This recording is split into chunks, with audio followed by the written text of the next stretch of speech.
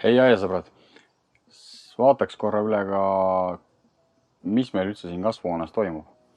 Et mis taimed veel kasvavad ja kuidas neil läinud on ja mis veel plaanis on. Et hetkel kasvuhoonest puuduvad veel melonid ja arbuusid. Oleme neid siin mitu aastat ise kasvatanud nii-öelda vertikaalselt. Ühele taimele jätnud ühe vilja. See on toiminud ja on plaanis ka see aasta niimoodi jätkata. Et ega see saak nüüd ei peagi nii suur olema, peaasi, et lastel nii-öelda rõõmu on ja nad on ka iga aasta meil ilusti valminud. Aga vaatame lähemalt ja nii-öelda pipraid ja paprikaid te nägite juba siis, kui me istutasime, aga vaatame ka teised üle. Pipardele ja paprikatele väga ei keskendu. Küll nad on üsna hästi, ma arvan, kohanenud tähendab. Ja pikka juttu siin ei ole. Ilmselt võtavad nädalakese veel, et kasvu sisse saada. Aga usun, et nendega muret ei ole.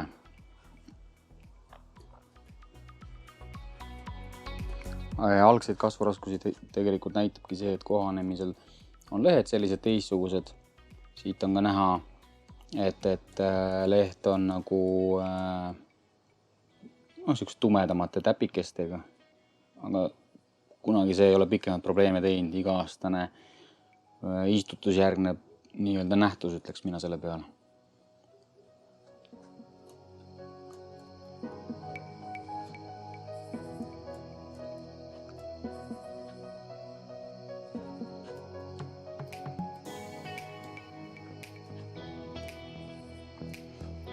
Aga mis meil siin kasvuhoones veel on?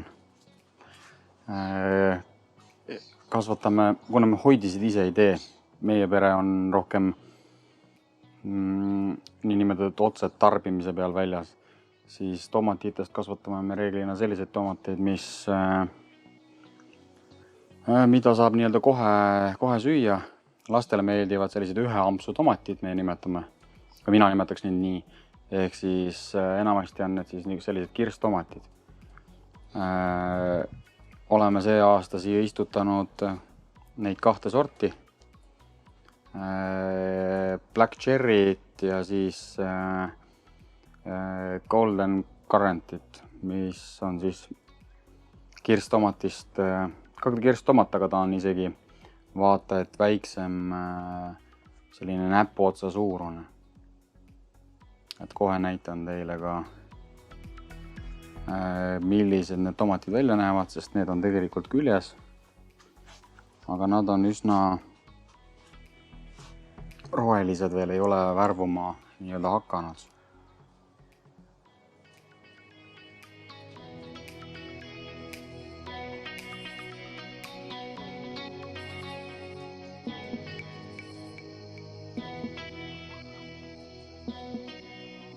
Sellised nad on. Ootame juba kannatamatult nende värvumist. Lisaks kirstomatitele on meil veel siin slatavat, mis on selline lihavam, kuidas öeldakse, tomat, ehk siis selline suurem tomat ja kui ma ei eksi, siis oli ka orkaadot meil siin kuskil. Kõik nad on ilusti kohanenud, panevad tublisti kasvu, usun, et taimed on lõpuks meil ilusti siin üleval ja ulatuvad kuni laeni välja.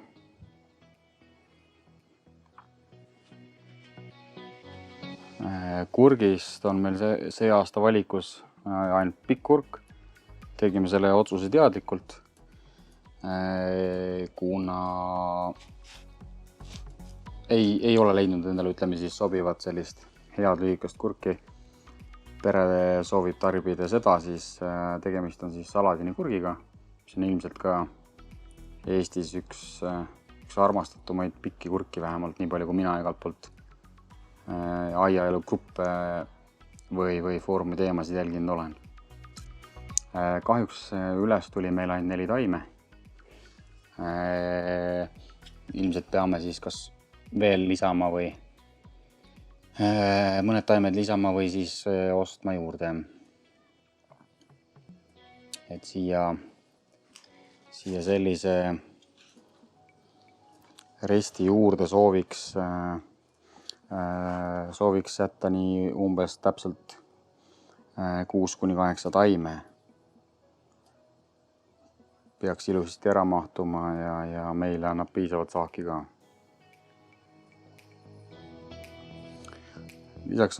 Lisaks nendele tavapärastele nii-öelda tomatitele, kurkidele on meil kasvuhoonde ära eksinud ka igasugused nii-öelda iluaia ettekasvatustaimed. See aasta panime samuti 9-vägist. Kuna 9-vägine on 2-aastane taim nii-öelda biannual, siis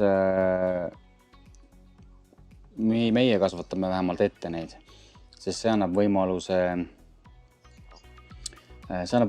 nii-öelda istutada neid sinna, kui ise tahad, mitte nende enda külvi läbi siis taimi oodata. 9-vägise esimese aasta kasv on juba päris võimas. See siin on ikkagi alles algus. Et mingi hetk tuleb nad istutada loomulikult omale kohale, aga meie kasvatame siis potis neid nii kaua, kuni me asendama siis eelmine aasta istutatud saame asendada nii-öelda. Ehk siis kui on ära õitsenud juba ja saame välja võtta need taimed õuesti. Ma näitan teile ka hiljem õues nende 2. aasta suurust, ehk siis nad on juba rajamas õiepunga või ei oskagi seda nimetada, tal on selline pikk inimese kõrgune küünlataoline õis.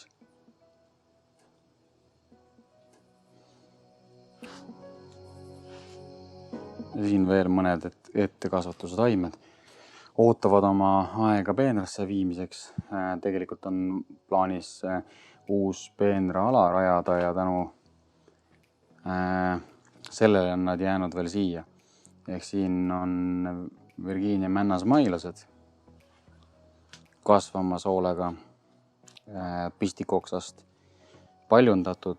Selle kohta on ka üks varasem video olemas, kuidas me neid pistikoksast ümber istutasin pottidesse. Taga on veel siis valge liatrise taimed, nagu näha on, siis need vaikselt sätivad ka juba õitsema tegelikult. Enda pere jaoks on meil siin ka 5 kasvuhoones 5 maasikataime, mis on oma kandmise tegelikult juba lõpetanud. Siit saab selle aasta esimesed maasikad juba üsna vara. Ja veitsa veel ettekasvatustaimi, need, mis on sellised karvased. Tundub, et vajavad kastmist ja mõned on nagu lõtsi vajunud, aga need tegemist on siis kosmostega.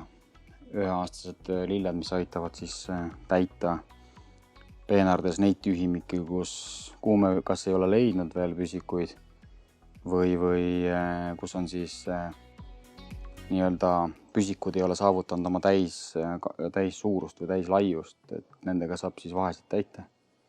Küll aga on kosmosel komme hästi suureks ja võimsaks areneda, ehk siis sellega peab arvestama, et ta võtab ise juba jupp maad ja annab ka tugevalt ise külvi.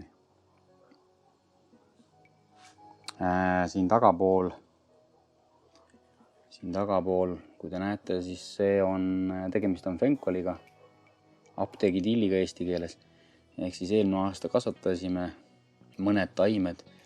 Tundus, et lastele iseenesest meeldis neid närida. Niisama, aga kõlbab ka niimoodi kergelt läbi praadides. Võib-olla mõnel on oma retsept selle jaoks, aga meie oleme esialgu vähemalt seda nii tarbinud, aga panime ka see aasta proovi pärast mõned taimed.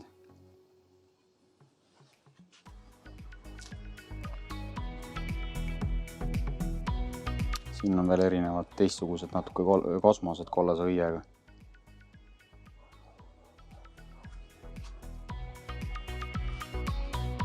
Ehk selline me kasvuhoone on.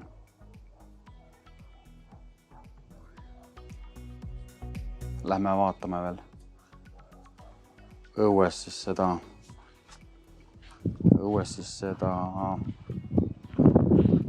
9 vägist. 9 vägine on siis selline teise aasta taim. Nagu näete, võtab väga palju ruumi, aga on juba tegemas siis nii-öelda õiepunga või rajamas õiepunga, mis on selline, saab olema reeglina inimese kõrgune. Ja annavad kindlasti sellist, mõnes mõttes peenrale kindlasti sellist dramaatilisust.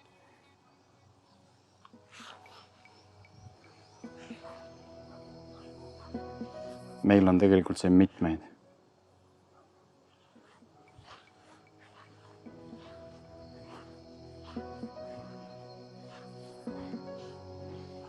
Näiteks siin on ta kindlasti saab olema domineeriv taim, aga samas on väga ilus sellise musta leedri kõrval.